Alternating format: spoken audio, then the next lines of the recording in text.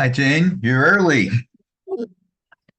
I'm at my computer doing other stuff as well. Uh, Okay. Yeah. I got your last message. I have a strong feeling that we ought to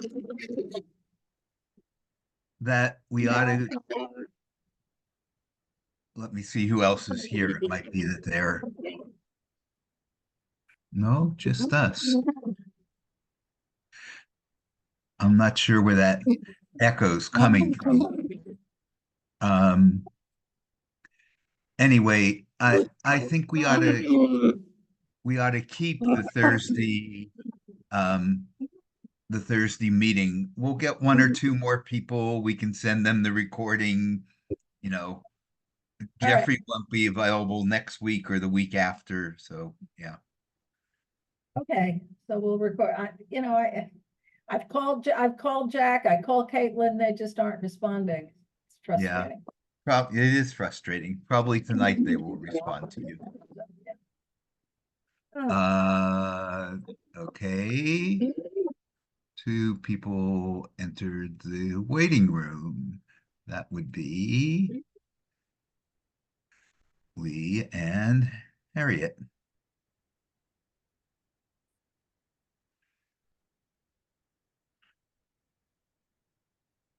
I realized I could have the book on the screen and also a Word document where I could not just type, but cut and paste from the PDF. It was wonderful. Yeah, that's a good discovery. I Yeah. I haven't been able to check the television. Have the returns begun to come in from Iowa yet? I haven't looked either. Oh, hi Lee. Good evening. They're 1 or 2 hours behind us, behind me. One.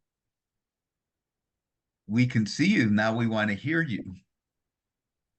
Lee, you're muted. And Harriet's muted, but hopefully she has the better tablet today so she can see everyone. I'm going to rename myself. I love renaming myself. Isn't that a fun thing? The plasticity of all identity, just No, pick a absolutely. different name. Many years when Sarah started working, at Christie's, I went for the first time and I was rather nervous. It's so like grand there. And the guy said, I said, I'm here to see Sarah Friedlander. And he said, and who are you? And I said, Lee Friedlander. And he said, oh, Mr. Friedlander, we'll tell her that Leaf is here. There you go. And so in my family, I am now known as Leaf. Yeah. Yeah, it's which is all very good. Oh, goodness. I meant to mention to you, I know at some point you're going to talk about the three B's, behaving, belonging, and believing. There's been some dialogue over the last couple of years. It was initiated initially by Sean Zevitt. I did some writing about it, and Mel consistently contributes saying something like, you have to be aware of a fourth B, so vital to Kaplan, which is becoming. Becoming is, Oh, belongs in there in the mix. So I pass that on. thank you. Oh, that's wonderful. Oh It my makes goodness. sense, doesn't it? It certainly does make sense. It certainly does make sense. Doesn't fit into the structure of the book, but that's okay. No, no. Well, because people weren't as sensitive to that dimension of Kaplan in the 30s, 40s, and 50s. But now Exactly. we are. No, I Yeah. think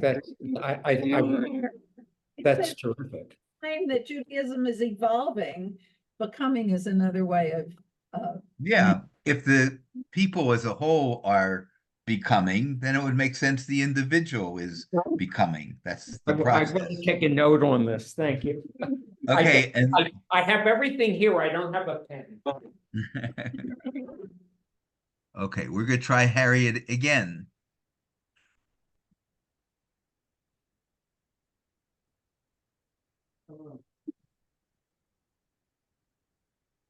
Jeff, it felt like old times, my submitting a lesson plan.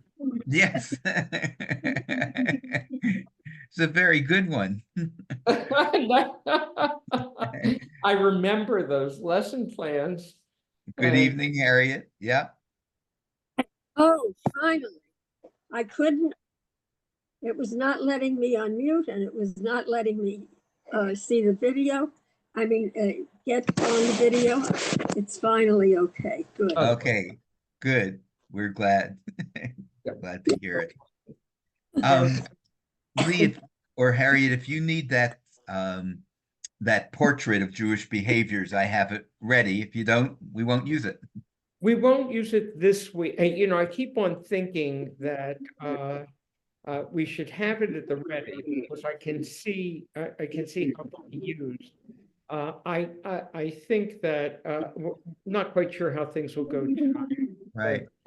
but thank I you mean, for having An it. alternative too is to, between one of the sessions, if you feel it's useful, we could send it out as we give people get ready for next week. Maybe take a look at this before. So I'll follow your lead, but that might be a way to do it. Oh, that would be, what do you think, Harriet? We're talking about the Bernie Reisman thing. How about sending it out to people? Yeah, And no, we'll yeah. do something with it. they can look and we'll see how it becomes useful. Yeah. You know Okay, what? well, I think that one of the things that I may do, let me make a note, is I will have questions associated with the Jeff for next time. And so I'll send it to you and you can send it out with the questions. Harriet, I'll work with you on the questions. very good. Okay. Sounds like a good plan. Okay. On Reisman. Jane, Yes. just before we start on a totally different subject, you mentioned in your note that you're doing a needlepoint Torah cover. I made the Atara for all of my grandchildren, and I've got 2 finished in the closet for my great-grandchildren. That's wonderful. Go get it. Oh, that's getting ahead of the game. That I might not be able to see to do it. Is Also, it, I was never sure that I was going to be there. yeah. But Is that the same one for each of them, oh Harriet? no, The same? different. Ah, well, It- that's all the more impressive. Anyway, they were interesting to do. Yeah, And nice. hopefully, I didn't know if I'd be there for the next one, but it looks it's only a year and a half, so who knows? We hope so. Me too. Oh, look at that. Oh, Jane, that's beautiful. Beautiful. Oh, Yeah. have- Lovely. Oh, nice. There you can see. Very nice. It's a different pattern. Yeah. Erev Tov, Bob. Nice to see you. Hi, Bob. Hi, Richard. Hi, how are you, Hi, Lee, Lee. Harriet, Hi, my Roberta. dear. Jeffrey? How are you, Roberta? So it's really everybody. good. So, it's very nice to see people. I hear we're supposed to have snow. Will it justify my purchase of a snow blower? All I know is there's a lot of salt around our buildings here in Manhattan. Yeah, no, I think that they're predicting 3 inches, which is Yeah. fine. I just heard 3 inches. Yeah, 3 inches is easy. You have to think about a 50-year investment. Yes, thank you very much, Robert. Yes, you were always this optimistic fellow. Is optimism the right word there? Misguided, out of touch. And who will you bequeath it to, for the next generation? You, Jeffrey. Okay. I mean, think about where you are. We can make good use of it here. It is true. So are you having, Jeffrey, are you having the minus 20, 30 degree wind chills that Iowa No, is? only -17. Oh, Where It's are you? nothing. Where are Well, you? there are fewer Republicans in Minneapolis, so there's no reason to do that. That's right. And it is in our primary. So yeah, it is true. People do By the joke way, though that since Iowa is south, that you go south to get more temperate weather, and that hasn't been the case at all with over this winter. Iowa's gotten hit harder than we have. Wow. Hi, Hans. Hi, Doris. Hi, Hi, Carol. hi, everybody. Hello, Hans. Hi, how are you? Carol, I haven't spoken to you for about 10 minutes. I know. And Harriet, I hope that you're recovered from that wild dinner last night. I heard the Malbec wine was flowing. For Harriet, I stuck with white. Uh, The occasion. But it was no, very good. Harriet, are you able to see everyone today? You're on the tablet that allows you. Yeah, Yeah. good. See everyone, and that's Good. good. oh, Okay. Jeffrey and Lee and Harry, just note that I have to poke my head out at 7:15 for about 5 minutes. So if I disappear, it's not because I've walked out or found a different channel. Or took disagreed. Or took offense at something that I've said. That's too late for that. It's much too late. Good evening, Carol. Nice to see you. Nice to see you. Robert and I have been through the mill, I would say. I'd say Oh, the Mills Mill. the mill's mill, I'll tell you, it's really something. It's really something. It's great. Hey. Great to be alive. What can I say? You're in the Mm. Ernsteins. Nice to see them. Yes. So Lee, unfortunately, I read the Brett Stevens article now. Hey, I didn't read it yet. Why would you do that? Yeah, well, yesterday, it's actually a very interesting article. The premise is interesting. Yeah. And look, I now carry a large rusty nail to gouge my eyes out when it becomes just too much. So, but you have to know where the opposition is. So Oh, yeah, I read that one. That was a few days ago. yeah, it was Sunday. It was yesterday. It's Sundays, 2 or 3 days before. Right. Oh, It's last week. Doesn't this fit the Hasidic maxim that in one pocket you have a piece of paper saying enough already, and in the other is no more? There you go. Well formulated. oh, Robert, you've always been my Rebbe. So Oh, ouch. That's what Ira always called me, Right. Gerald, I wanted to ask, how are Ruth and Larry? I haven't talked to them in ages. Are they both doing well? who is this? Gerald. This is Jared Ernstein, whose children are Ruth Smith and Larry. Yeah. She's So a they're doing very well, thank you. good. Ruth has you may know, a moonlighting job beside her primary job. So she is actually the time rabbi of a small congregation in Salisbury, Maryland, in addition to her primary job. And your grandkids must be teenagers by now or more?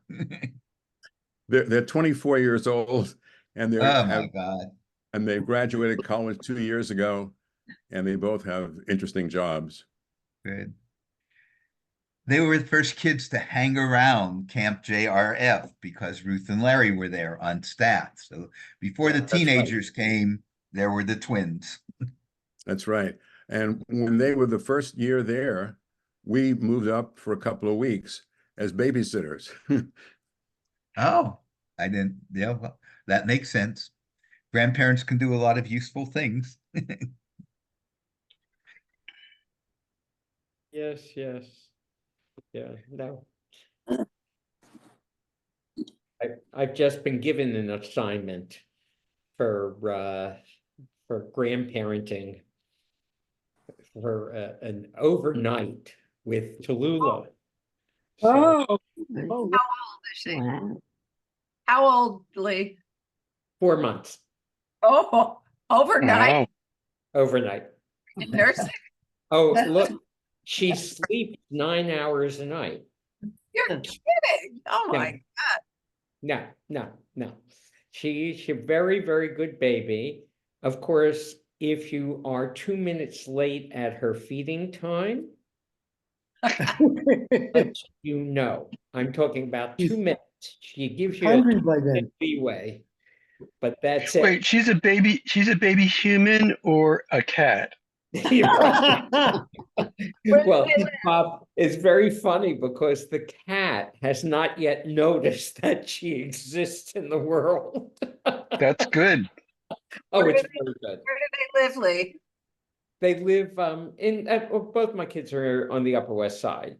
Ruthie is now living in Harlem, actually. So it's very good. They're very close to one another, both geographically and also in terms of spirit. So it's very nice. You're Right. very fortunate. I am Lee and so Harriet, I will continue to let people in. I think there'll probably be a few more, but whenever you're ready, just great. we're go ready. ahead. People should mute, as I will at this point, give us slightly better reception, and then when you're ready to talk, you'll unmute. All right, I just want to welcome all of you back. And tell you a little bit about what we're going to be doing tonight. One of the things we asked you that suggested that you might do was select a few lines or a paragraph or that particularly interested you. And we are going to leave the last half hour of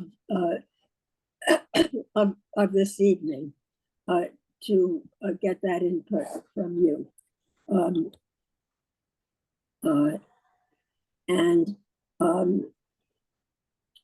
We're going, what we're going to begin with is Lee will be talking for maybe 10 minutes, 10 to 15 minutes, to give you an introduction to what we're going to be doing, really talking about Kaplan's proposed version of Judaism as a civilization. So I'm going to turn over the meeting to Lee. Lee?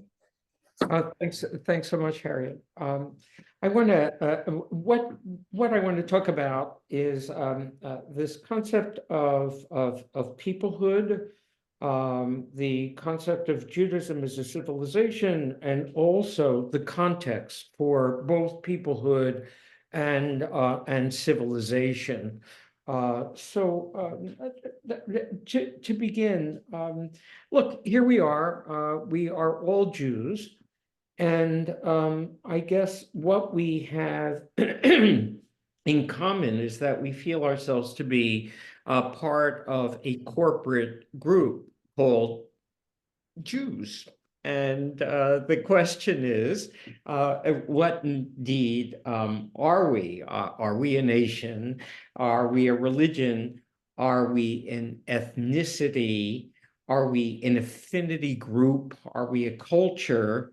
Are we a legal system? And the answer, of course, is yes. We know that we have grown as a people. You may have read the little passage, or I guess it was a part of a chapter on the evolution of our people. Growing from a patriarchy, matriarchy, to that wonderful passage at the beginning of Exodus where we go into Egypt as Bnei Yisrael, as the children of the patriarch Israel, and emerge as Am Bnei Yisrael, as Israelites, and of course, all of the ways that we evolved from that point. Last night, Harriet and I met to talk about passages that we thought were particularly important. And we saw ourselves as reflecting on some of the same paragraphs, one of which talks about really the genesis of our being Jews. This comes from the chapter on Judaism as a civilization. I think it's part 3. And it says here, both Harriet and I were struck by this, just as one does not choose one's family, so one does not choose one's people, one is born into it. And just as each set of parents has the right to bring up its children as it sees fit, so each people with a civilization has by nature the right to educate and influence the young. Children do not get together and discuss whether or not their particular family is the best family to belong to. It is the most natural thing in the world for them to belong to the family to which they happen to belong.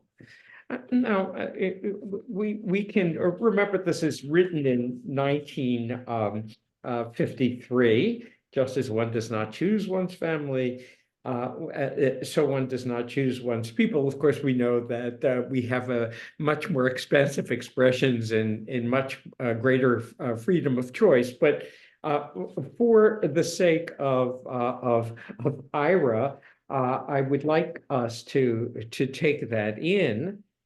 And the other part of that, which struck both of us, is what the consequence of being part of that family is.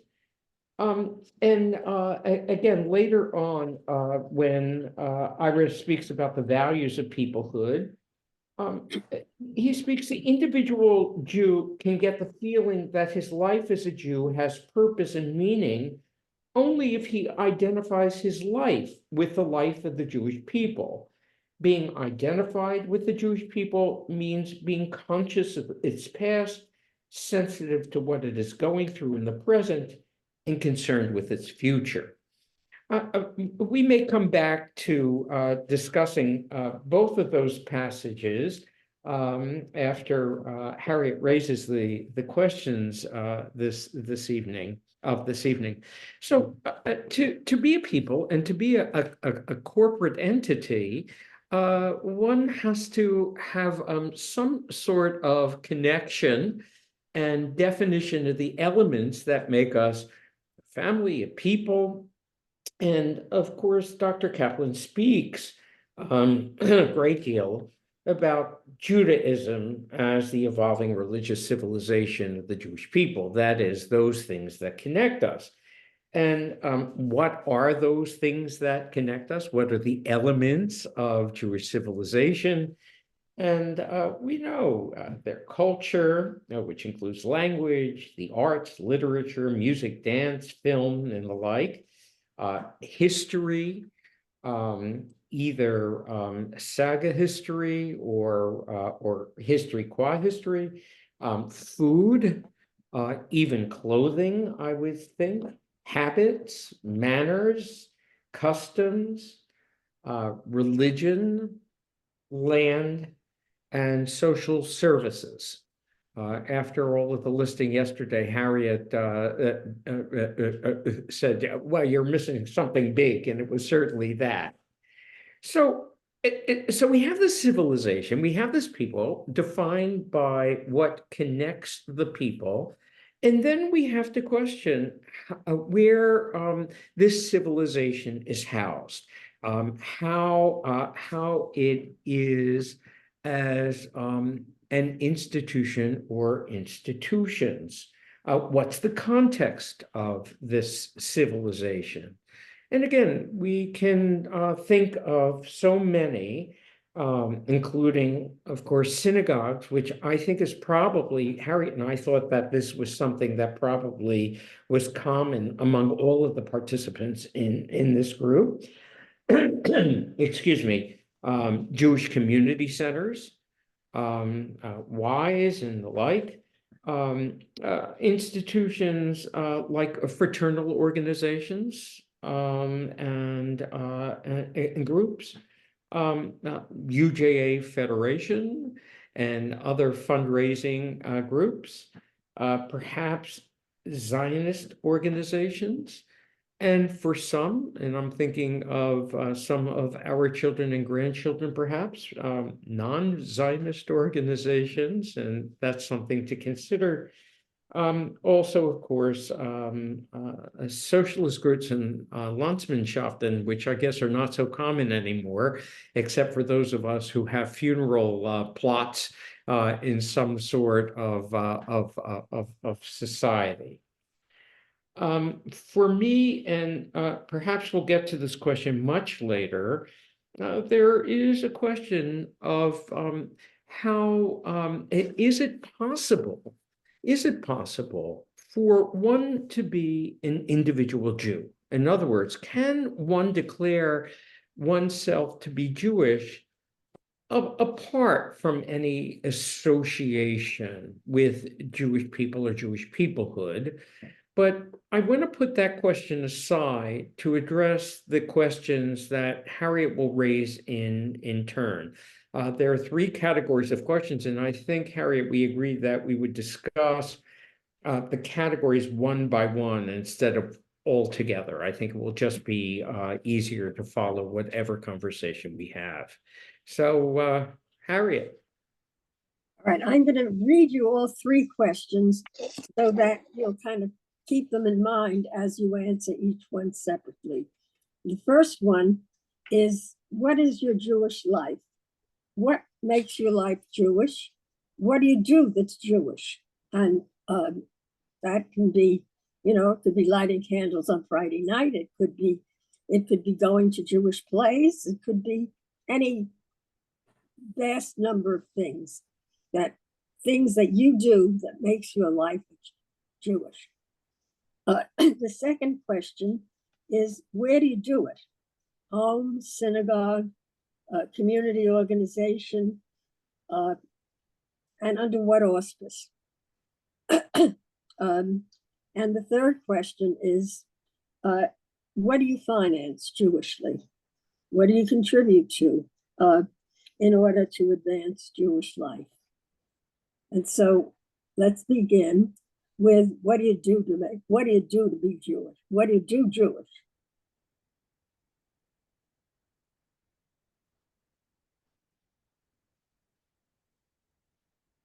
No one does anything to do Jewish? Carol? Going first because nobody's going to say anything yet.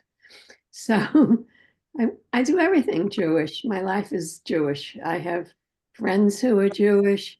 I see Jewish films. I go to the Jewish museum. I guess my life, I go online to read things that are Jewish. I contribute in ways and lead a group that's Jewish.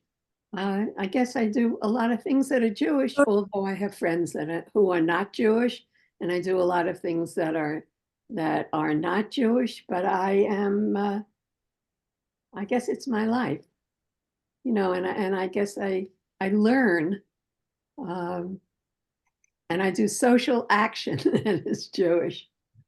Right. Okay, we belong to a synagogue. We go to services sometimes. We attend lots of lectures that are of interest to us that all have a Judaic theme. We do some social action that's not Jewish, but it's who we are as Jews, even if our social justice involves immigrants or the asylees or the homeless, that kind of thing. Jewish literature. I never miss an exhibit at the Jewish Museum. But we're getting ready for our granddaughters to have a bat mitzvah, thank goodness. And we were sure to get married as in a Jewish ceremony, and we're grateful that our children are following somewhat this path of Judaism. They know that they're Jewish, which is good. Okay. And if when somebody comes over, we feed them. Right, always. Okay. Especially kashavonikus. And Right. mandel bread. Right, And Jewish food. right, I have a chauffeur. right. Okay. Carol, I see your hand. Carol Stern. So I will say ditto to all of that. And we live by the Jewish calendar. And I even have it on my iPhone. So I always know which day it is on the Jewish calendar as well as our calendar. So we live by the Jewish holidays. You know, the beginning of the year starts with Rosh Hashanah, all of that. And, you know, I volunteer since I retired with Jews United for Justice, which is our local social justice group in Maryland, DC, and Virginia. And we make change in Annapolis and the county. And I bring my Jewish values to that. So whenever I testify, I will bring a piece of the Torah with me. And so that really is one of the most important parts of my being Jewish. And that's where I spend almost all my free time. So there you kind of integrate your Jewish and your American identities. Correct. Yes, that's the hyphenation that, of course, Ira speaks about in terms of identity in the book. Yes. All right. Anybody else? Yeah. Richard? I love Torah study. And I think that the Torah, if anything has made us special, it's studying the Torah that gives us, the Jewish people, a love of education. And my maternal grandfather didn't speak a word of English, but he had Torah students until he passed away in his 80s. And I think that is an extremely important part of being Jewish. Okay. Anyone want to add anything that hasn't been mentioned yet, or I that, see Jeff's hand, Harriet. what's I that? I see Jeff's hand. Oh, all right, I can see it. So, Yes, go ahead. I am struck by the richness of the Jewish lives that have just been portrayed. So, Areza Meshubach, it's a really wonderful thing. I'm wondering what people make of other Jews who have a connection to Judaism, but it happens much more intermittently, once a month, a few times a year. What's that phenomenon like? Is that a failure in the project of peoplehood, or how do we make sense of a more limited engagement in Jewish? How do you make sense of it? Carol, go. So it's interesting because, as I mentioned, this Jews United for Justice group is made up of lots of retirees and the 20 and 30 somethings. And the 20 and 30 somethings do not belong to any synagogue. Their chevra, their Judaism, is this network of Jews United for Justice. That's their Judaism. And, you know, whether it's, you know, any different than our going to synagogue, but this is where they find meeting. You know, they have Shabbat dinners with these, this is their world. Shabbat dinners with them, and some of them actually have holidays that they celebrate. There are, a couple of minyanim that have grown out of this, and one in Baltimore.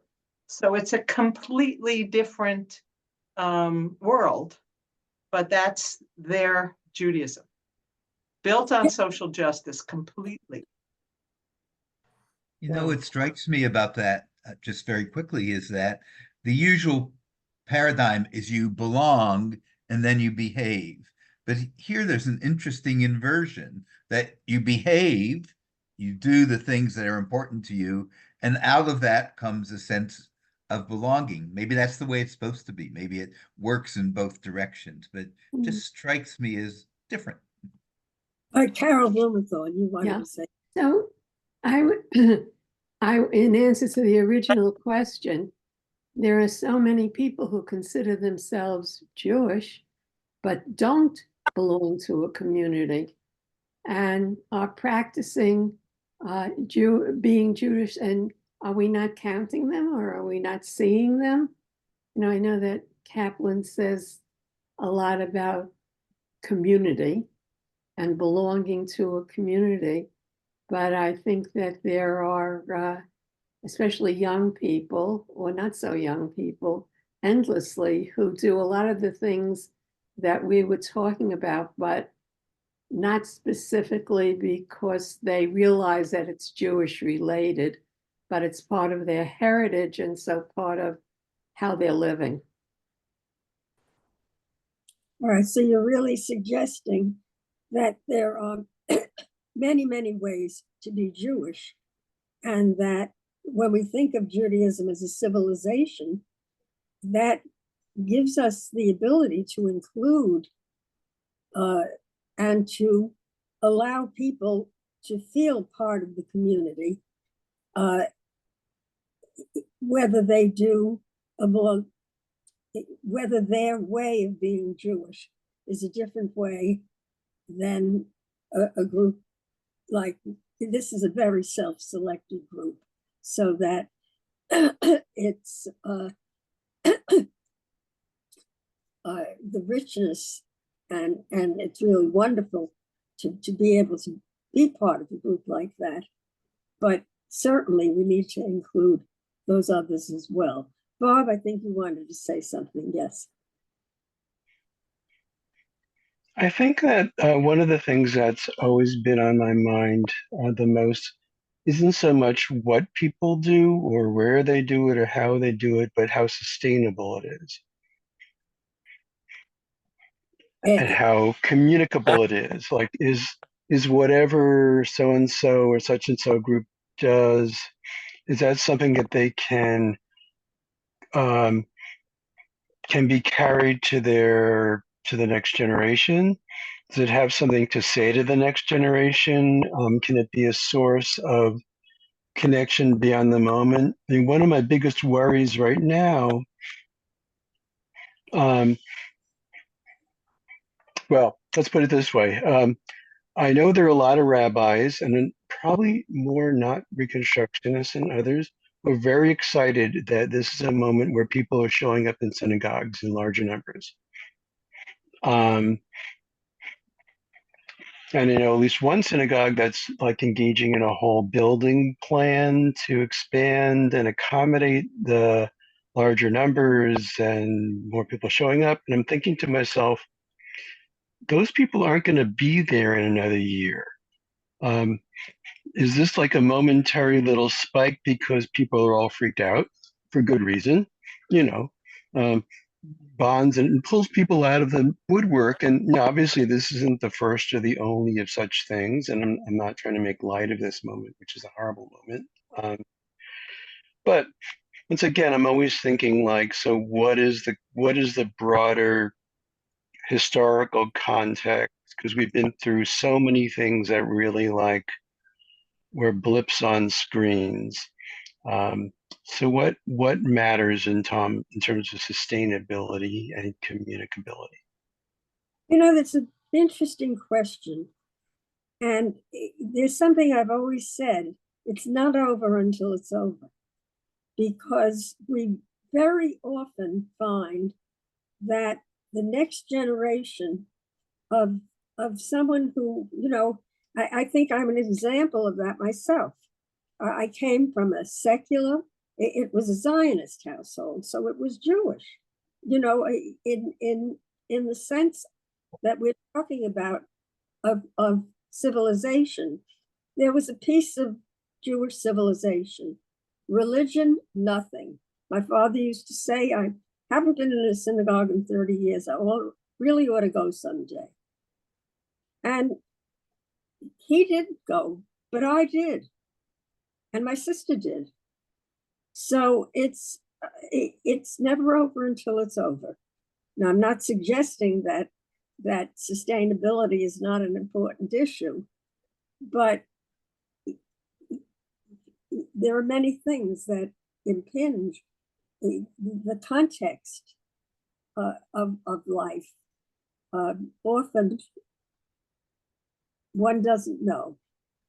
But does there, I guess the question, Harriet, is, does there have to be a consciousness of it? In other words, it sounds like some of this is becoming accidental. And again, when I read what Ira says here, being identified with the Jewish people means being conscious of its past, sensitive to what is going on, what it is going through in the present, and concerned with its future. And I guess the question is, how many people, how many people are in it for themselves, which is great. I mean, thank goodness for those people. But how many people are concerned about its future? And does that not, and I think this is what Bob is asking, does that not mean that there should be some, that people have a responsibility for consciously planning beyond themselves and their own interests? I saw Jane, I don't know whether Jane, you had something to say or that you, but you looked like you were ready to say something. Jane, you're muted. I'll unmute you. I think I can unmute you. Yeah, no, at another time I have stuff. I had some reactions in terms of passages. Not right now. Okay. Yeah. All right, well, let's move on to the other piece in terms of, I guess some of you have mentioned it, but just kind of superficially, let's not superficially, but just quickly talk a little bit about where one does Jewish. I'm excusing myself just to get a text that I thought of, so wait. Yeah. Well, I have a Yeah. surprising thing that I can share, which is, shul is the focus for a lot of it, but I do my best davening of the daily prayers when I'm swimming.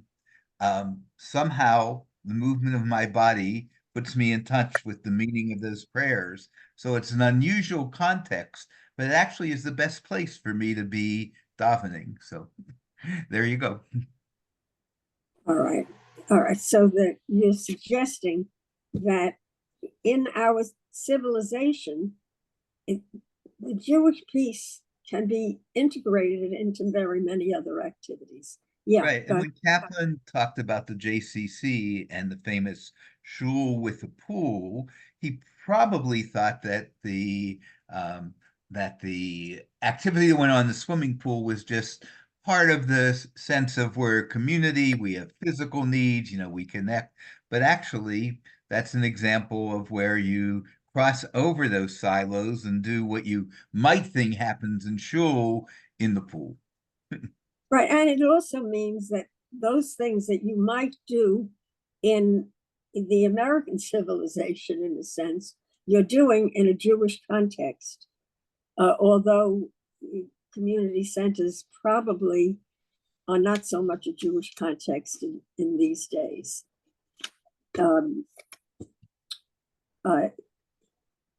Anybody else? All right, I think we really were very clear that in the home, the synagogue, and it would seem that for this group anyway, that the synagogue is a major center of Jewish life for this generation, for the generation or generations, I should say, because I think I'm sort of well, whatever. Um, So, Harry, I just, this is a point that you've raised, and I think that is perhaps a good point to raise here. And that is to just observe how, I guess, siloed Jewish expression is, and how certainly Dr. Kaplan and Ira had hoped for something other than these silos in their speaking about an organic Jewish community. And I know that's been a question that you've had. How come it didn't work, or how come it really hasn't been realized in the way that perhaps they thought? By the way, I think that the closest realization, and I guess it's because I'm close to the bone on this one, but I think that organizations like the 92nd Street Y, and even more the Manhattan JCC, whose executive director was consciously a rabbi, a Reconstructionist rabbi, Joy Levitt, how that has been more of a realization of organistic, at least as an institutional or organic suggestion of community, and sometimes at the concern of congregations. I know that in our own community, we were one of the only congregations that supported our local JCC to be open on Shabbat. It happened to be one of the great spirits behind it were members of our congregation. And I think Joy and I were the only people, the only rabbis in the community who strongly supported some Shabbat opening of the JCC, much to the horror of our almost all of our colleagues. But I was thinking, and I was thinking that when Kaplan and Eisenstein suggested this concept of an organic community, an organic Jewish community, they wanted the institution, the central institution of Jewish life, to reflect the variegation of Jewish expression. That not all of it could be held in the synagogue or by the synagogue. So when I think about cooking and art and athletics and education of kids and all of the rest, it is interesting that the JCC has taken up that role of organic Jewish community institutionally. And I see Bob's hand. yes. Bob. Bob, Yep. Good. I saw my hand also, so it must be coincidence. So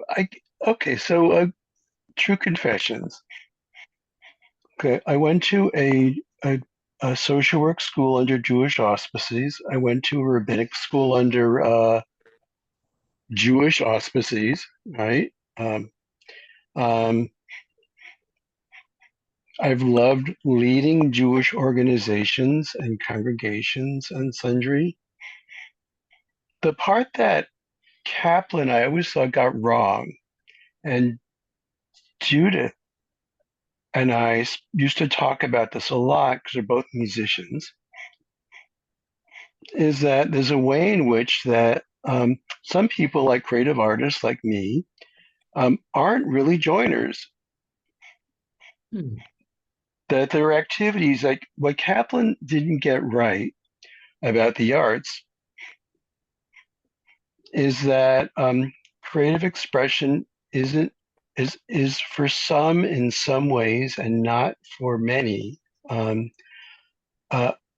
public collective communal expression or an expression of communal values and connection and so on, but also as a very individual, very private kind of thing.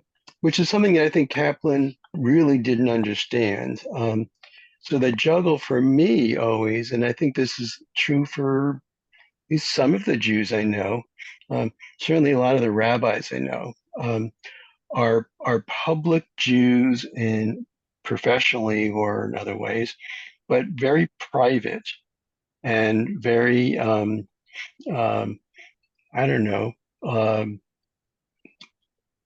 I'm an introvert. What can I say? Who does very well in social settings, but um, there's something about my Jewish life that is very internal and very personal, and contrary to what I said before, not very um, uh, communicable to another generation.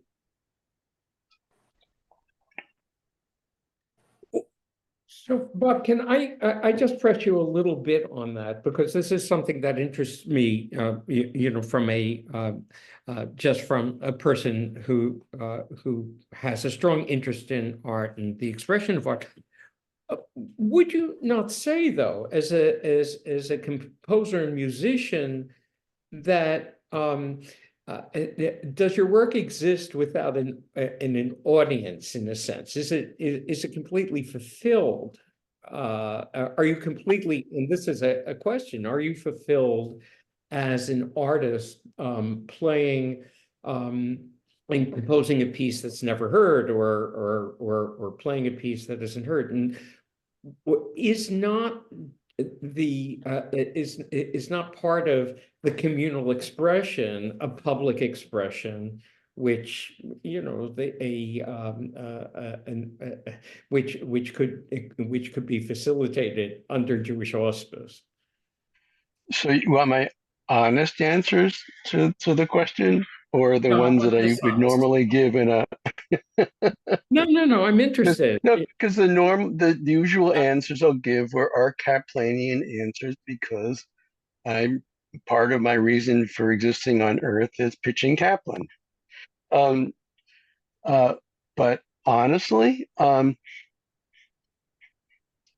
well, I haven't been performing since the start of the pandemic, and I'm recovering from a car accident, so I don't like travel around a lot. But to be really candid, um, as somebody who's been a performer since I was 8, um, whether I'm playing in private or playing in front of an audience or doing something with an audience, I actually don't care. That that in terms of like, am I communicating to an audience? That's secondary for me. And I know that's true for like most of my peers, my musical peers, um, which is very different than other musical peers who compose liturgical songs for collective singing, which I don't, although I do write liturgical music for performance, um, and which I haven't yet really tried to find much of a Jewish communal setting for it. It's been more in the jazz world.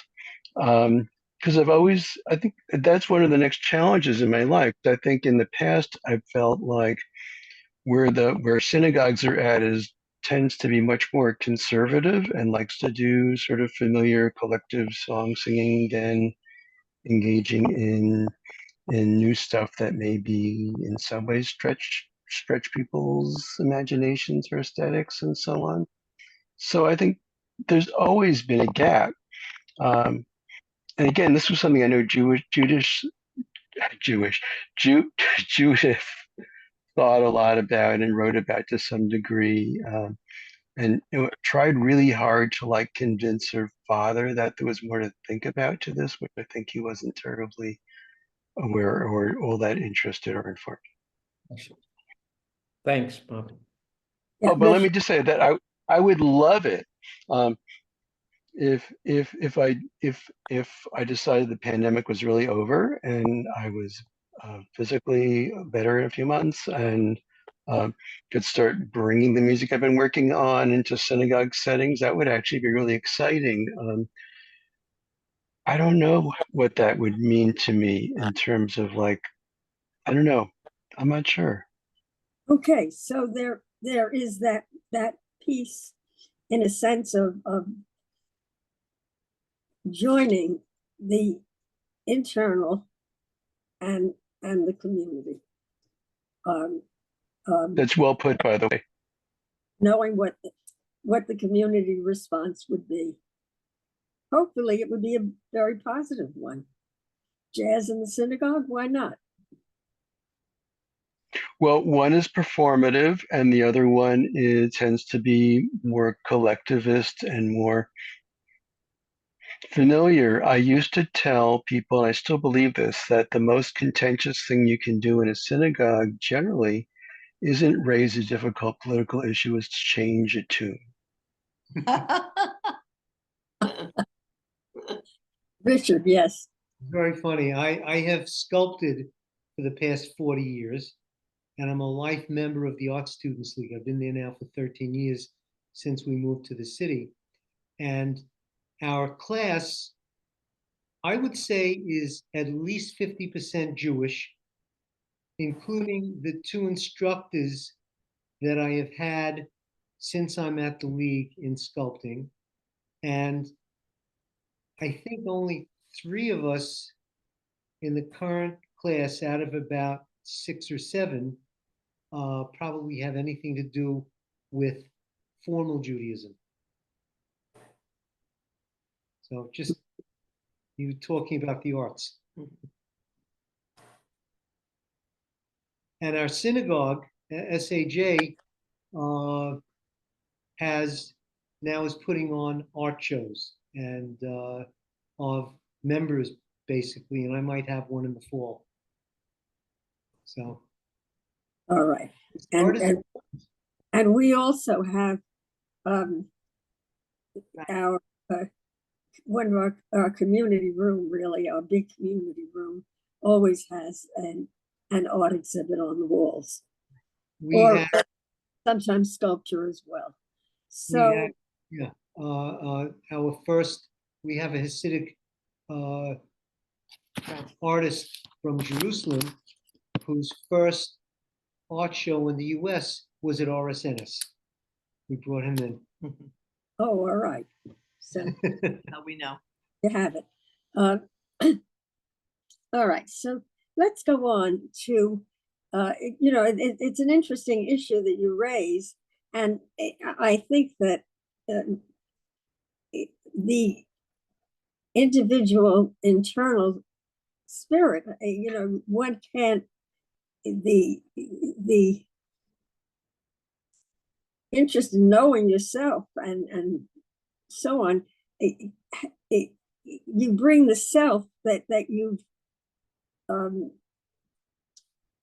enhanced in a sense by internally knowing yourself. You bring that to the community in one way or another. So I think that both always have to exist, and we need to appreciate both. So, what do you finance Jewishly? It's kind of an interesting question.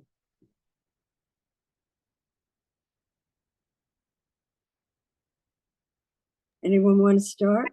I didn't hear the question. Can you repeat it? Yes. What do you finance Jewishly? In other words, what we talked about what you do Jewishly, and we talked about where you do it, and then there are institutions that to exist need to be financed. So the question is, what do you support Jewishly? What do you think is important to support Jewishly? Those of you who belong to synagogues all support a synagogue Jewishly. Okay. But in that context, I think that even though we live Jewishly, think Jewishly, but in terms of financing, one has to be much more of a universalist. And yes, we do support a lot of Jewish institutions, but at the same time, we also support many other organizations that have nothing to do with Judaism, because I think humanity is what counts. Well, we live in two civilizations, right? So we're not suggesting that one neglects the other civilization. In fact, it's pretty clear that other than the professional Jews whose whole lives are, you know, if you're a rabbi, your living is Jewish as well. But the rest of us mostly live in live in the secular world as well. So we're not suggesting, and maybe more of our lives are in the secular world than in the Jewish world, even though we live, certainly in this group, very rich Jewish lives. So we all may support other things as well. But what do we support Jewishly? What do we think is important to support? Yes, let me just add to that. And I said, I would put what you support out of your Jewish values. In other words, so that you can support certain organizations and the like based on Jewish values that aren't necessarily Jewish or organizations or institutions. That's a different question. I mean, that's a question that we can ask both questions in a really sense. is referring to, I think. Yes, yes. But I again, see.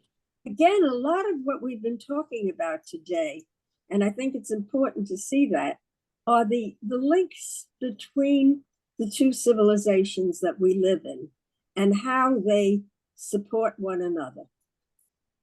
I see Jane has a hand, and I see that Jeff has a hand, and I also see that Myrna has a hand as well.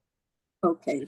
Yeah. So in that order, Jane? I support a lot of Jewish organizations, from the synagogue to J Street to the Kaplan Center, NCJW. But I think you referred to this just then. A lot of the other things that I do in terms of local food pantry.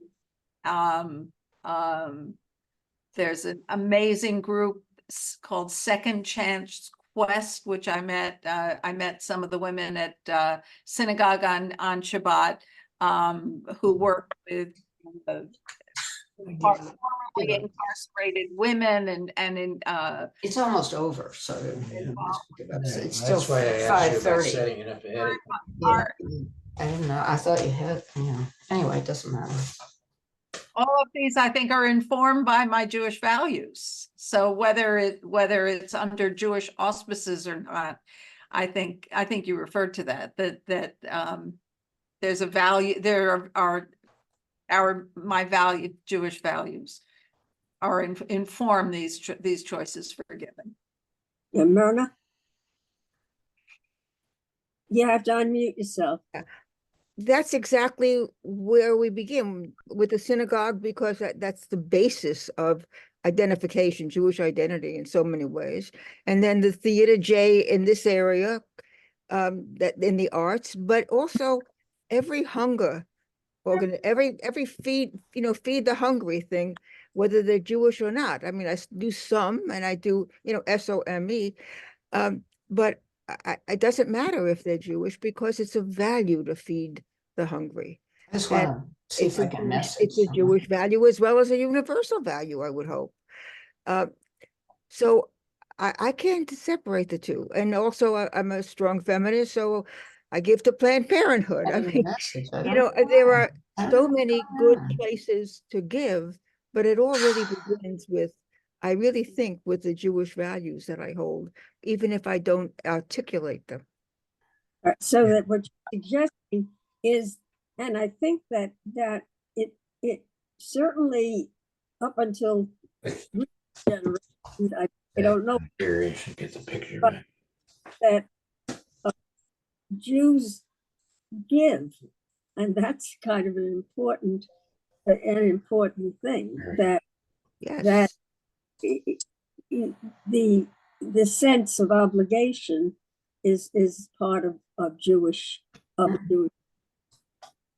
Jews give generously and in response to urgency. I mean, I'm always interested to watch my tzedakah giving shift because new issues come up and I need to respond to them. But over the years, I feel very Kaplanian in doing this, or very much following Ira Eisenstein. And Lee may remember an echo of this at the Society Hill Synagogue, where whenever kids would complete study, we would have they'd set up, we'd get the whole community together, and we'd say, where do we want to direct some funds in honor of studying this group of Jews?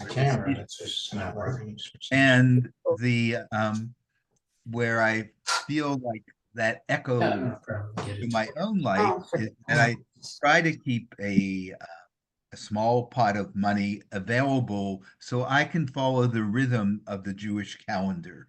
So for Martin Luther King Day, I made 4 tzedakah contributions, and that was because I wanted to make that Jewish connection. And at Sukkot, it's the nature organizations in Israel around the world, and we make contributions there so that the fullness of the Jewish year and of Judaism disciplines me to be full in my giving, so I'm not tilted in a single direction, but really trying to support the fullness of Jewish life as mirrored in the holidays.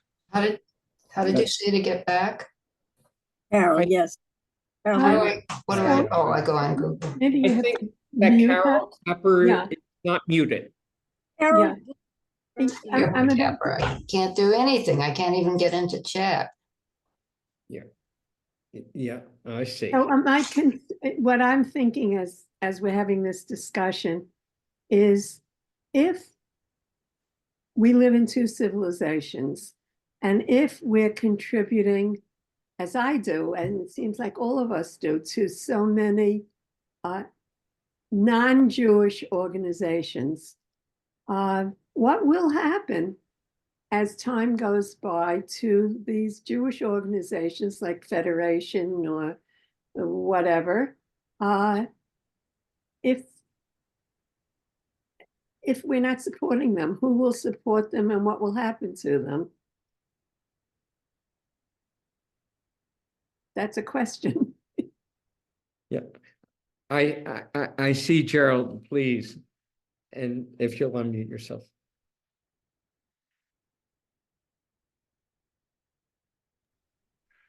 So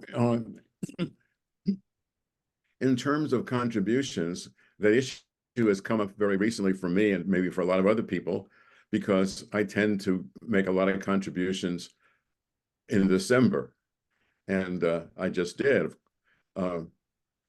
Now, when I thought about it in the last few years, my major contribution is actually political. And my reasoning is that in terms of who gets elected, it makes an enormous difference, not only in terms of social issues, in a sense, when we give to the feeding groups, it's not necessarily as effective as if the government had a good program for that sort of thing. But even maybe lately, even more so, concerned with our democracy, that the importance of the separation of church and state is a very high priority for me. And there are some organizations like the Brennan Institute that support that. But in addition, it's crucial, I think, that the right people get elected.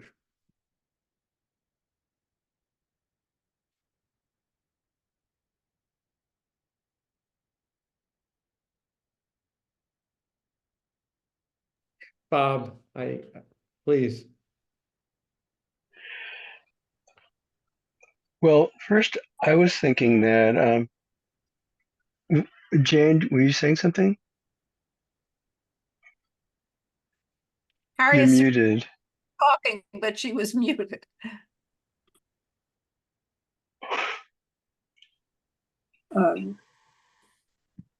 that, you know, I at the time, and if we said we would give a half an hour, and I think that Lee, I'm not hearing what you're saying. Yeah, yes, no, I think we will, let's just let Bob finish up and then we'll go on. Please, if you will, Bob. Yeah, I'll be quick. I think first off that the way I give is divided between the way I give my time and the way I give my money. And most of my time that is like volunteer time goes to Jewish organizations, particularly my rabbinical association. In terms of money, I think the largest chunk goes to synagogue dues. Interesting. And I never thought of that as donation, as giving really until doing taxes this year. It was like dividing it that way. But otherwise, I'd say this year, well, we've always divided our giving into things related to Israel and social justice in Israel, to social justice and civil rights in the United States, and then women's organizations. And this year, the biggest chunk of giving in any of those categories has been to the various shared society organizations like Givat Chaviva, so on and so forth. You know, is this because it is, if you want institutions, Jewish institutions, for instance, to be strong, they do need to be supported. And Carol raised the issue of what will happen to Jewish institutions if Jewish giving moves in other directions. Up until recently, I know that the statistics were that Jewish Institute, for instance, UJA, is able to raise very large sums of money compared to what non-Jewish institutions are able to do. So, and it's interesting when we talked about organic community. In a sense, UJA was an attempt to at least organize the community in some way for the purpose of allocating funds. And actually, UJA is not really only a fundraising, it's a planning institution. It attempts to plan what needs to be supported at a particular time. So it's interesting, to see the whole picture. But I think we should move on at this point. And next time we will be coming back to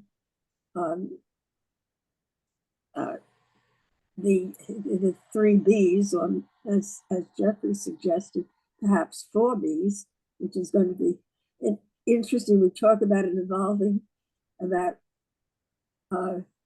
Judaism as an evolving religious civilization. And certainly when we think about Kaplanian thought, that was a major point. I think everything, in a sense, rests on that point of view, not point of view, but on the acknowledgement that we now evolve consciously rather than evolving unconsciously as in the past. So what did all of you do? I want to thank Jeff for actually, I think, helping us to understand part of the program that's expressed in what we mean by religion. And I love the idea of tying tzedakah giving to the holidays. And Jeff, that's I think exactly what Dr. Kaplan and Ira were getting at. And it's such a good example. And I want to encourage all of you to if you haven't begun reading What We Mean by Religion, to begin reading it, to continue reading it. And I offer you Jeff's guidance and I guess challenge that as you move through the book to pinpoint words and also sentences that are windows into the text. And that's what we intend to do now. So I don't know if people have taken Jeff up on his offer. He was very, very kind, not making it a requirement. He's a softie, Jeffrey. But if people have done that, and if there are passages that you'd like to share with us that you find remarkable or interesting or puzzling, this is a good time to kind of contribute in that way. And I see Jane, yes. Yeah. Eisenstein and Kaplan as well make a very big point of the importance of language in civilization, and Hebrew, of course, in particular. And there was an article in the paper yesterday about a man who was the last speaker of Kana in Argentina. And I think of the repression. I mean, it wasn't by accident that he was the last. And I think of, you know, the Ukrainian children who are being kidnapped by the Russians and losing their language, the indigenous peoples in this country and in Canada. And so, you know, I was struck by the contrast between the forced removal of language as an integral part of a person and what I think is happening in our groups, that it's a lack of engagement and it's not forced. There have been times in our history where Jews have been prohibited from life. But I think now the issue is self-imposed, and the contrast between the repression by another group and the loss of language because it's just not being No, leave it. was very striking to me. We'll see if anything comes through. Yeah.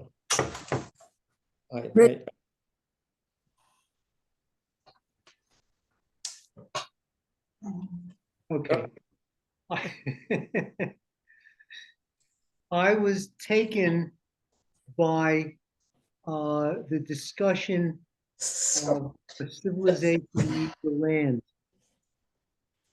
And early on, when they're talking about the fact that now we're in countries that accept us as citizens, that they expect us to be loyal only to that land. But if you look at the United States, the number of people besides Jews who have ties to where they came from or where their parents came from. It's not getting me The though. Irish, a lot of the Spanish. Yeah. As a Jew, the first time I went to Israel, even though I'm not religious, I wanted to get down and kiss the soil because that's the Jewish country. And I think that's very, very important. And I don't think that the United States has that as strong a need to say you have to be only American, because we are all immigrants. And we will think of other countries. Depends upon the politician, sweetheart. Well, just saying that I found that very, very interesting though in the reading. Yeah, I think, but by the way, I mean, Harriet and I had a lot of things to say about the position of Israel in these formulations It's interesting, you were talking about yesterday's Times, Jane, and today's Times, and I still read it in a piece of paper that you can hold in your hand, which is unusual. So, but it's on page 15. Is Israel part of what it means to be Jewish? Now the answer varies. And I think that that is, and this isn't only about politics. I think that politics actually, at least in my reading it, and perhaps it's the lens that I'm using, is secondary. But the relationship, I would say that just the how American Judaism has progressed and become very, very distinctive, it says something about how Judaism has benefited from at least living in the American civilization and also in the Jewish civilization. Again, I am very, very conscious, Roberta, about it depends on who the politicians are and the like, and we'll see what happens. But that's very, very interesting, and it kind of piggybacks on something that Richard is suggesting.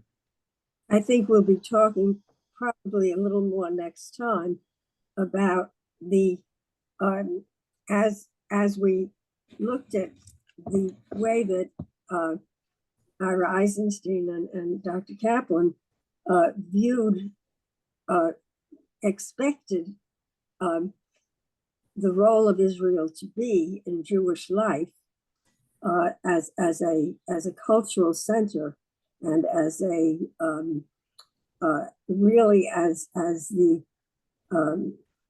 rich, in a sense, producer of Jewish civilization, and in a way that has not. I think that has not really happened in quite the way that Ira and Kaplan foresaw that it would happen. In fact, I have to laugh because I remember before the State of Israel, a group at the SHA of young married people at the time who we had a committee on figuring out what the relationship between the diaspora and Israel was going to be. And we saw Israel as this hub that would generate Jewish culture for the rest of us. I think that although there's certainly a wonderful literature that has come out of Israel that we all appreciate, but as the religious hub, I think not.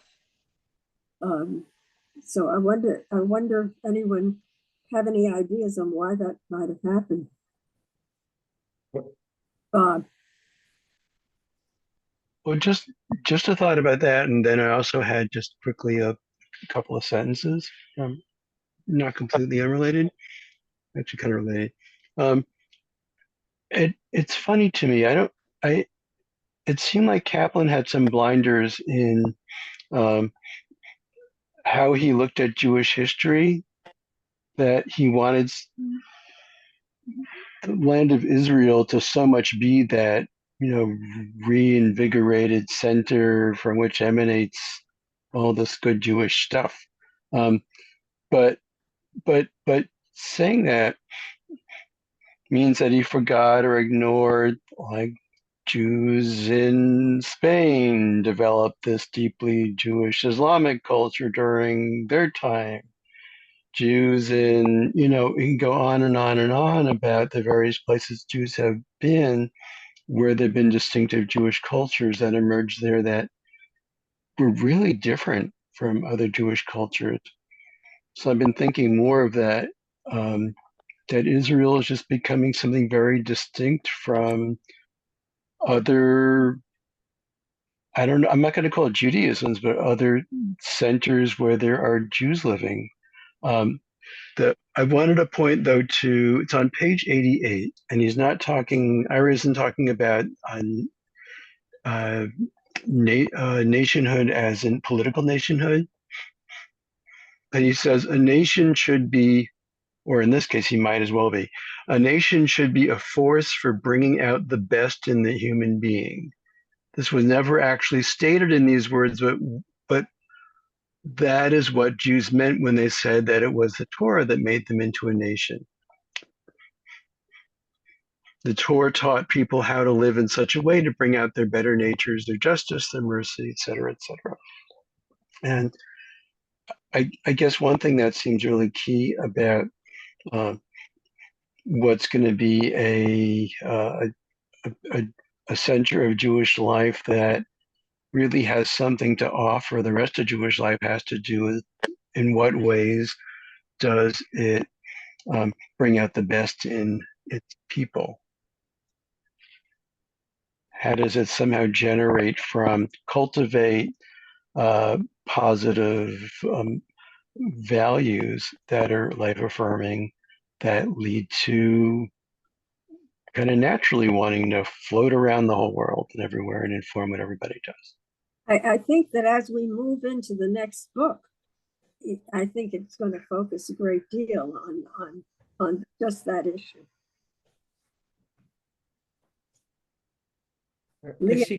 I see Stern, and I also see Jeffrey. Carol. So, okay, so Miriam and I were just talking about Ira and saying that we're almost thankful he's not here to see what's going on in Israel. But on page 62, I think this piggybacks on what Bob was just saying. In our own time, we have witnessed the reestablishment of the state of Israel and the ingathering of the exiles, the persecuted Jews of many lands. It is too early as yet to say what the effect of the new state and the new national renaissance will have upon Jewish life everywhere. But one thing is certain. If Jewish life is to have vitality, the land of Israel must continue to act as the hub of the Jewish world. The Jews of Israel are living completely as Jews. It is inevitable, therefore, that they should constitute the most active and creative segment of the Jewish people. And we heard him say that all the time. I mean, without Israel, you're not going to have, I totally agree with what Bob said about the centers of Jewish life in the diaspora are huge. But, Ira's focus, and along with Kaplan, was how important it was to have Israel as that renaissance, that vitality, that core, and without it, it doesn't happen. Yeah. And I see lots of hands now. I see Carol, but Jeff, you're next, and then I see Carol Blumenthal, and then Carol Capper. Great. So I had two comments, one right from the book and one about the thread of the discussion. This notion that Judaism brings out the best in us as human beings is very critical and also comes out of Kaplan's study of John Dewey and progressive education, that we're supposed to be about self-fulfillment. But I want to note that Kaplan becomes critical of the way progressive education is playing out in America in the 20s, 40s, and 50s, because it doesn't push people once they've developed their talents to give it back to the Jewish people. That was critical, to have an obligation to take the very best that you can be and make that work for the benefit of the world and of the Jewish people. The other thing I wanted to mention in terms of a favorite section, a little bit under the category of Acharon Chaviv, the last part of a book sometimes is the most honored, the punchiest. I was thinking the way that a service often ends with Yigdal, with that song of Maimonides' 13 principles of belief. And I am always moved deeply to find in this volume the end of the program of Jewish life is not the 13 beliefs that we need to hold, but this wonderful document, I think the next to last page, the 13 wants of the Jewish people.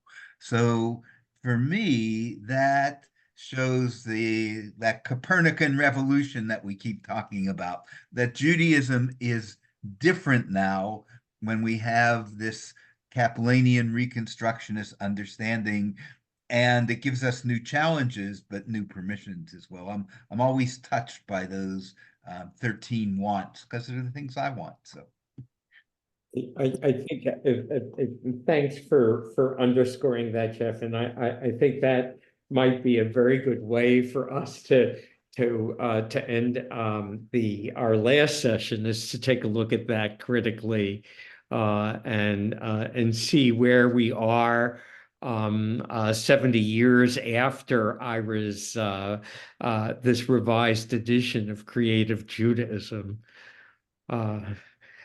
Carol Blumenthal, and then Carol Kapner, please. Okay, so I too underlined page 62, but had a different take on it. And the Jews of Israel are living as the hub of the Jewish world, that whole thing that we talked about before. And I'm just wondering that when we're having this discussion, we seem to be, as Reconstructionists, we're discussing Eisenstein, and we're talking about Kaplan, and we're talking about our perceptions. But in Israel, it's the Orthodox who are not proponents of so much that we're talking about, that have so much of an influence. And when we say, as Jews, what does that actually mean? We're in this discussion, we're limiting ourselves, and that doesn't seem like it will be to our benefit. And I don't mean of this discussion now, but I mean in general, don't we have to be more realistic?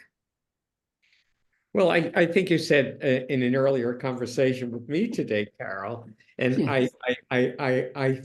I love the way you put it.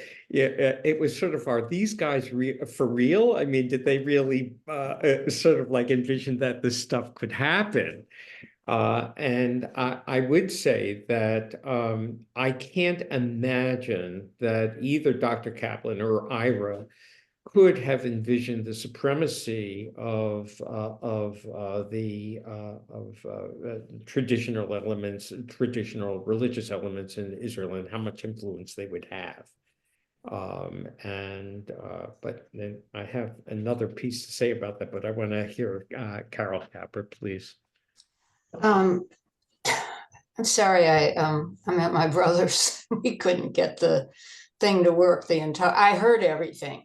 Yeah, but in the very end, while I was fixing it, so if I missed something and I'm repeating, I apologize. But the passage that I was drawn to was on page 84, the part that said, if the world is to be spared the horrors of war, men must learn that any peoplehood, was that mentioned, any peoplehood which is exclusive, which breeds hatred of other peoples, is wedded to one particular national state, is bound to lead to international conflict. Did someone mention that? No. Oh. So I was really, that followed from a paragraph just above that was talking about Jews as a peoplehood, as an antidote to nationalism, and in talking about a center in Israel, but not a state. And I think I understood that originally Kaplan did not envision Israel as a state exactly. And here it's like everything that can go wrong with a state, with a state is going wrong right now. And, you know, the virulence toward the Palestinians, the show, you know, just, I think that he foresaw politically that this could happen to his state, but he didn't probably think it would happen to Israel. So. Yeah, again, I think that we have to understand where both Kaplan and Eisenstein were in history, and I can't imagine that they imagined very much of this, even though they were strong advocates, of course, for Israel being established as the homeland for the Jewish people, and this radiating force into diaspora communities. Is that a hand that I see? Yes. Jane, me? Okay, go ahead. Yeah, I was struck by his talking about the dangers of nationhood, and as opposed to a civilization, and contract. I mean, he talks about ethical peoplehood, and then in 1972, Kaplan writes this wonderful book, The Religion of Ethical Nationhood, and the contrast between those two phrases struck me, and I'm wondering. Yeah. And I also I finished reading Amos Oz's Judas, where there's a character who objects to Abravanel, objects to the not the ingathering, but the nation building, for the same sort of reasons. Kaplan once said, and Bob and Jeff, if I'm misquoting him, please correct me, but after he published Religion of Ethical Nationhood, he spoke about, he said, Solomon in his youth wrote his Song of Songs, which was his love song. And then when he grew into middle age, he wrote his book of instruction, of practical instruction, the book of Proverbs. And then when he became old and he became wise and somewhat embittered about life, he wrote Ecclesiastes. He said, "I have done something different. In my youth, I wrote my angry book called Judaism as a Civilization. And then as I aged and became middle-aged, I wrote The Meaning of God and Modern Jewish Religion. And now that I am old and I have lived more of my life than I will, I have written my love song to the Jewish people, The Religion of Ethical Nationhood." Which is a typical Kaplanian sort of like proclamation, but there we have it. I see we're about 4 minutes away from ending, and first, thanks for tuning in again this week. Look forward to next week. And Harriet, I'm going to be presumptuous, and Jeff made the offer of with the next announcement, sending you a questionnaire that I think was published in 1979 as part of the Jewish Experience book by Bernie Reisman. I want you to take, and again, I think that it's almost a document from where Ira leaves off in Creative Judaism. It's another document to sort of like use as almost a Rorschach for us to see. I'm not particularly, I mean, I'm interested in your answers, but I'm more interested in your examining it as an artifact, as a document, to see the issues that Reisman had us be concerned about, or what he wanted us to be concerned about. And I want us When you get the document, and I'll write something, Harriet and I will write something to help you with this. But to identify, and here I'm going back to the 3 Bs, and I think becoming is so important. But for the sake of this document, it would be interesting for you just to review them and to see, which of these values come under behaving, which come under believing, and what comes under belonging. And to see if you were rewriting this document, what you would not include, and perhaps also think about what you might include. And it might show us a little bit of the progression from creative Judaism into the more modern period, or the more contemporary period of Reconstructionist Judaism. Also, I urge you to, if you haven't begun reading What We Mean by Religion, it's very important to do it. It's a pretty quick read. Nice big print with wide margins, my favorite kind of book these days, and very easy to hold in bed before you go to sleep. It's just a very lightweight book, which again, I look for. Jeff, thanks for calling us together. Do you have any, Harriet, do you have any closing message? And Jeff, please. No, just look forward to next week. Harriet?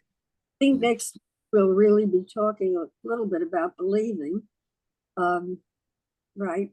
And I guess the theological parts, the religion part,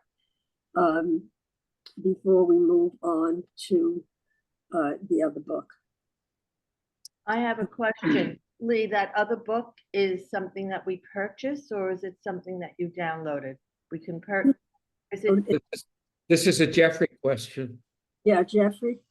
It's been sent to you a couple times. I can read in the original Hi, We're Getting Together, Thanks for Enrolling. There's a link to both books. You Okay. have to go, you have to read through Richard Hirsch's introduction to the 2 books and scroll down, and there they are, both books. Lee was talking about handling it though. It's on my computer. But I could. Right. I noticed that too. I was confused. Thank you, Jeffrey. Okay. I want, Carol, were we going to, you and I going to stay on and talk for just a bit? Okay, I'm going to do that. So everyone else, Erev Tov, have a good evening. Thank you. Thanks again, Jeff. Thanks. Bye. Harriet will talk. What's that? Lee said, you'll talk, the 2 of you. Yes, we will. Bye, Harriet.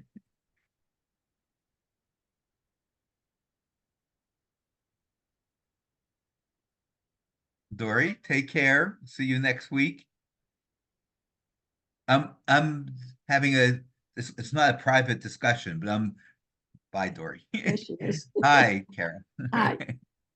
Have you been enjoying these sessions? I love these sessions, and I've really learned a lot. I've been a member of our congregation since 1984, and the most thing that I got from all of this is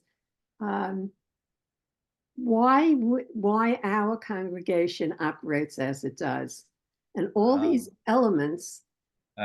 Like when we were talking about Jews in America who have made contributions, for example.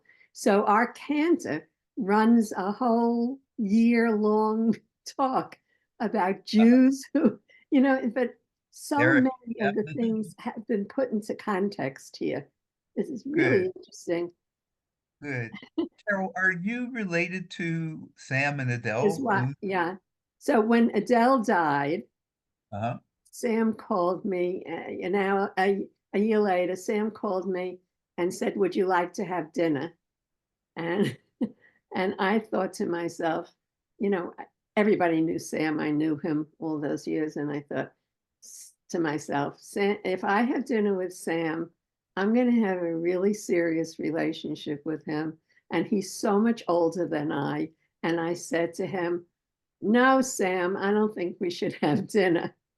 And then he called me, I guess a week later, and he said, you know, I was thinking, don't you eat? So That sounds like Sam. I know, in the same Yeah. way. So Yeah. we had dinner and that was it. So then we were married, and we were Okay. married in 2001, September 9th. 2 days Uh-huh. later was September 11th. And a year and a half later, he died. Oh my, I'm sorry you had such a So, short time together. so we had a very short time Yeah. together. Okay. So that's who Uh, I am. okay. Yeah, I remember. Well, I'll tell you a funny Sam story, just real quickly. You'll probably appreciate.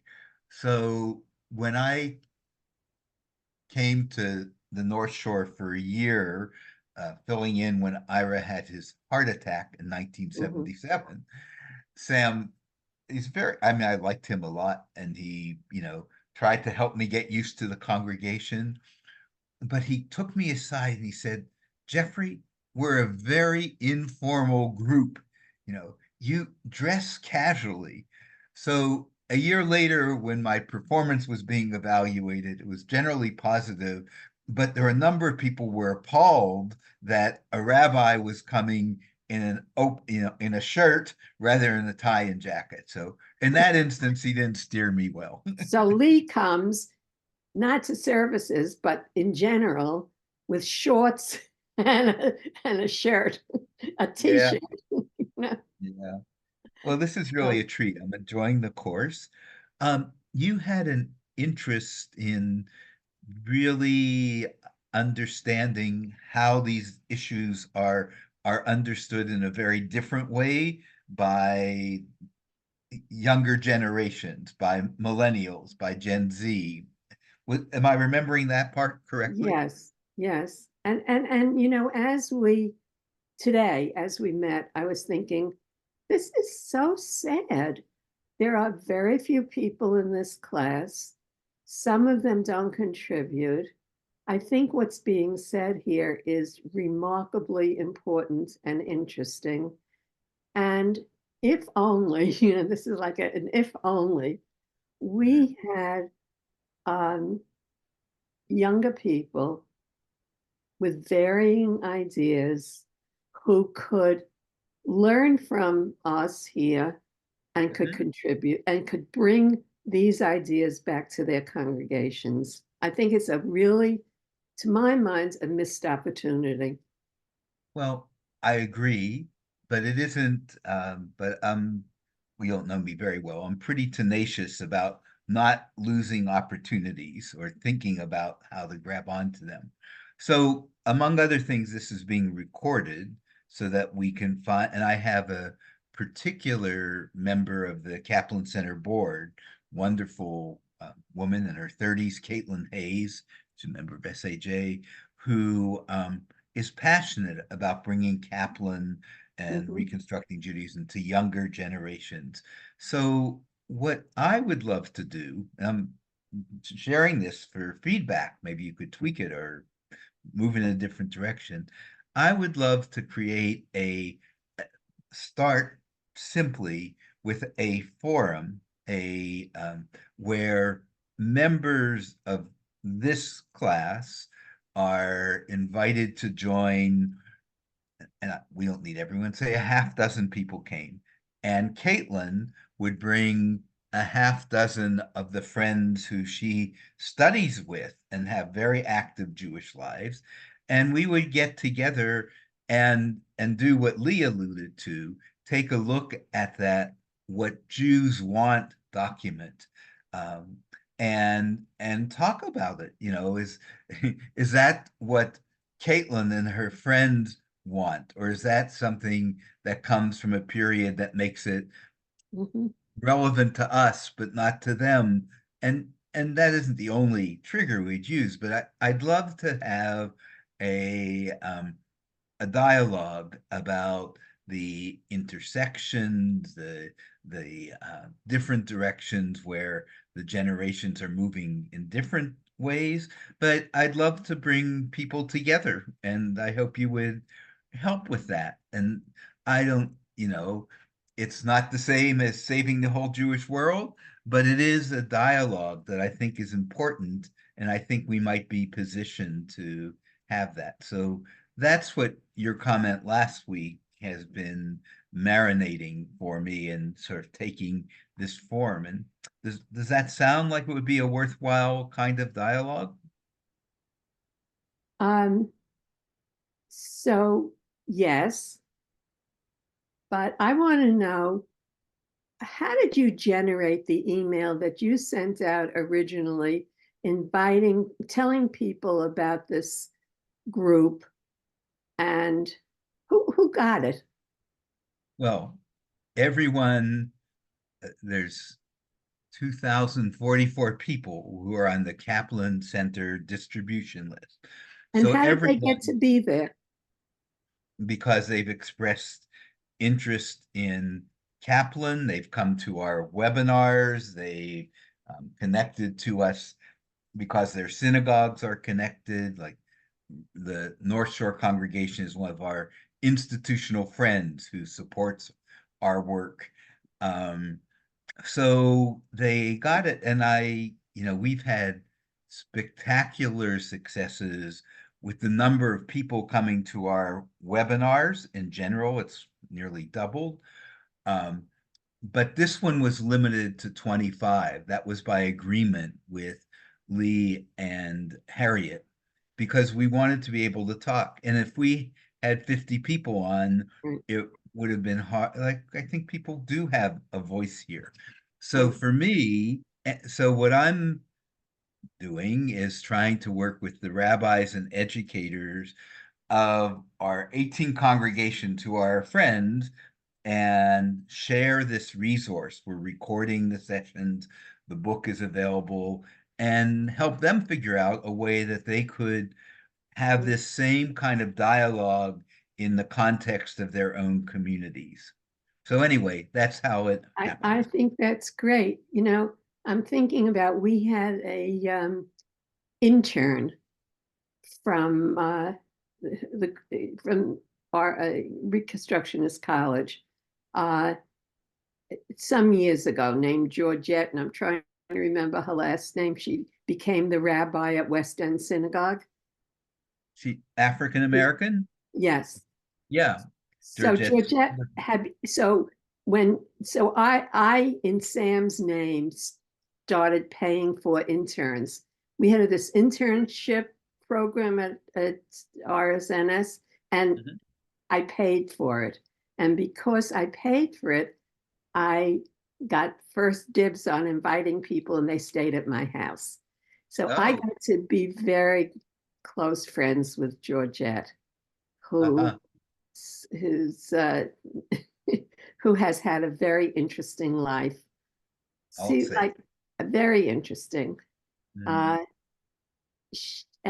She's now living off the coast of Portugal, but she's been many places. So I think that having somebody like Georgette, because she has such a different take and such a different life experience, and has played this all out and is so committed, and had such a bad time at West End Synagogue.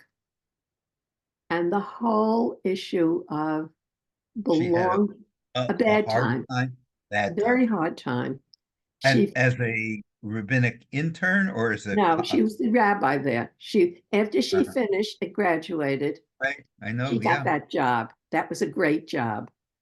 She wanted that job very much, and she thought, as an Afro-American woman being in New York City would be a great experience for her. She would meet people, she would fit in.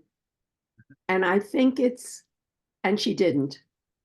And I think that, in these days, when our movement has been in the forefront of, women rabbis, mixed marriage, you know, accepting lesbians and whoever, you know, the whole movement. It would be really interested to include her if we could, to represent a different points of view. I guess what's troubling me about this discourse is we're all the same. Right. No, I We're all the understand. same.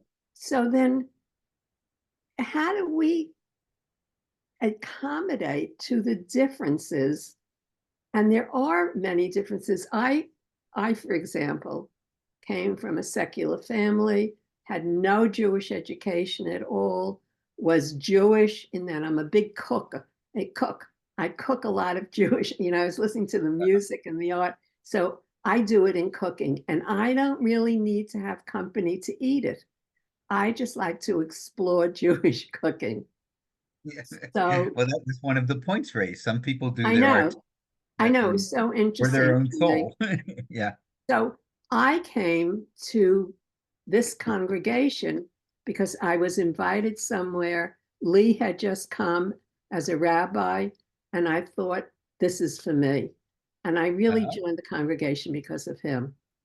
And I see how unique he is. So I think, although he, you know, I mean, he's become a good friend enough that I know if I said this to him, he would not be happy.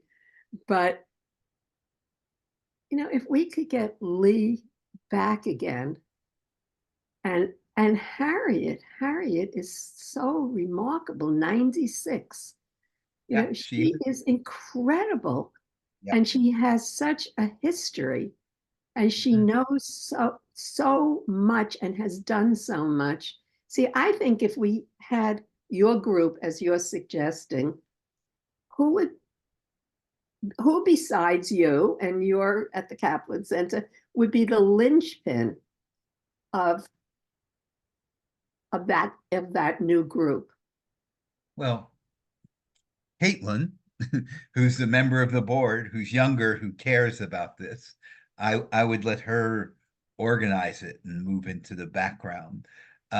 And you know, it would be a small experiment, but Mhm. those are the things that can ripple into much bigger things. My own scholarly interest is wrapped up in work I've done for 40 years around family and intergenerational education. So, and I have a book that almost done. When I finish my Kaplan Center duties, I'll return to it, called Lador Vidor in a Digital Age. And it's around what generations share Yes. and when their attention. Anyway, um, I would love um, to see if I could get Caitlin. And you know what, Carol, if you were willing to, first of all, you'll love Caitlin. She's a wonderful person. She lives up in New Brunswick. She's going to go study in Eastern Europe, study Yiddish, and she's just a really interesting person. Mhm. But I wonder if I put the two of you together, if and you know, give you whatever logistical support I can.